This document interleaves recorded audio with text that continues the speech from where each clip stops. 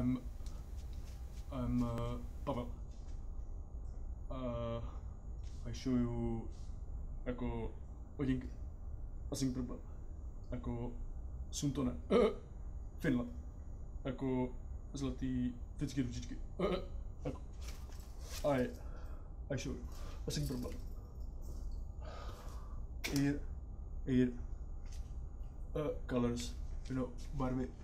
Jako modrá, blue. Jako ice. Vanilla ice.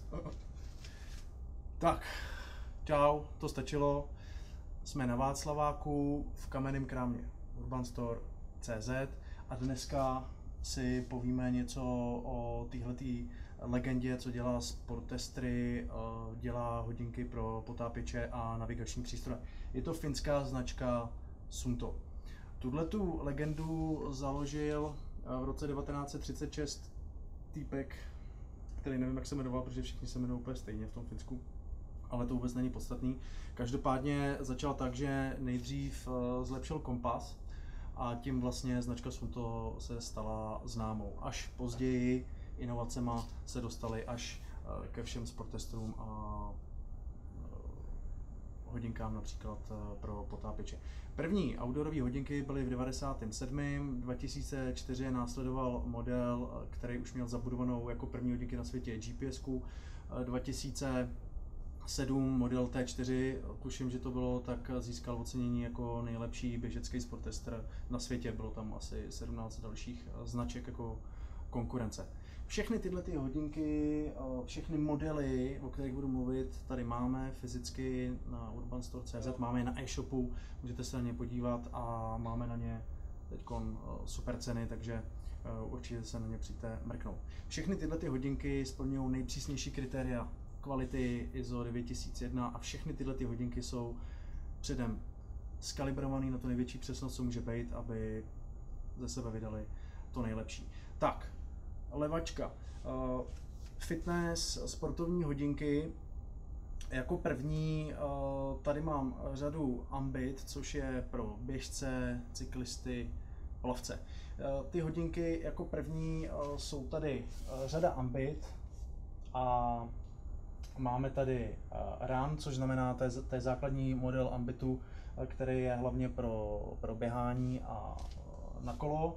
Pak je tady řada Sport, která je i na plavání, a potom je tady Ambit Peak a to jsou vlastně takový multifunkční sportovní hodinky, když si potom ještě potřebujete skočit s padákem, potřebujete vědět, kdy vám vyjde, zajde slunce, tak tyhle ty hodinky to umějí.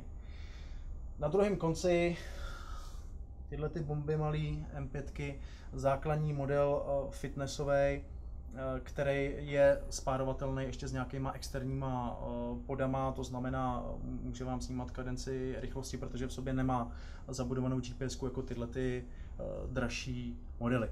Tak, potom na pravé ruce tady mám outdoorové modely, to znamená ten, kdo chodí po horách, skáče s padákem, bivakuje, orientační běhy a takovéhle věci, tak jsou tyhle ty modely. Jako první je tady Core.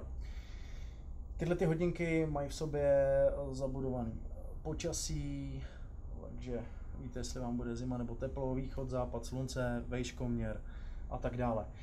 Potom tady řada Travers, která se vyznačuje mimo jiný tím, že má extrémní životnost nebo dílku baterie, a to znamená až 100 hodin, pokud ty hodinky pracují vlastně v plném nasazení, a mají i podsvícení, to znamená, když třeba čtete topografické mapy, tak v noci tak se vám to bude super hodit. A na úplném vrcholu tady potom Terra, je to Elementum a označení Terra jako země, a tyhle ty hodinky si můžete vzít i k obleku, když půjdete do divadla, a potom můžete být jako James Bond, můžete se klidně potápět. Co jsem ještě nezmínil, tak je rozhraní Move Scout. Ty hodinky komunikují s touhletou záležitostí, kde jednak si můžete nahrávat vlastně tréninky, které jste splnili, a vidíte tak, jak se zlepšujete, a zároveň tam máte 2500 aplikací, samozřejmě i zdarma, které si můžete stahovat, můžete si tam nahrávat trasu přímo do těch hodinek a potom přesně vidíte, máte tam vystavenou GPSku, víte, kam máte jít a za jak dlouho tam budete. Ještě jsem něco chtěl. A všechny tyhle ty hodinky samozřejmě komunikují s telefonama, jak Android, tak Apple. Takže obrovská výhoda. Myslím, že jsem řekl asi všechno, i když na něco málo jsem zapomněl. Bude tady jedna novinka v Urban Store, co se týče ambitové řady, a bude to vertical model, který bude mezi Peakem a Sportem, a navíc bude dělat to, že vám bude ukazovat, kolik jste sestoupali metrů a jaká trasa vám ještě zbývá a kolik jste ušli.